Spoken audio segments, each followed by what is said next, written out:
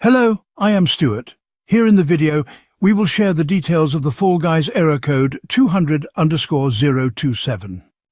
The error reads Epic's game account error. An error has been returned by Epic Online Services. Please retry later or contact Epic Games Player support if the issue persists. As per our research, the error comes upon launching the game. According to our research, the error is coming because of pending software updates.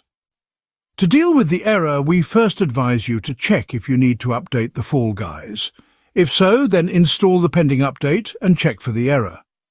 If the game is up to date with its latest version, then go to the Xbox Store. Then search for Insider Hub and download it.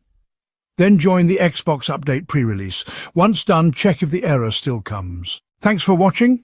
If this video helped, don't forget to like, share and subscribe for more troubleshooting tips. Have any questions or issues? Drop them in the comments below. See you in the next one.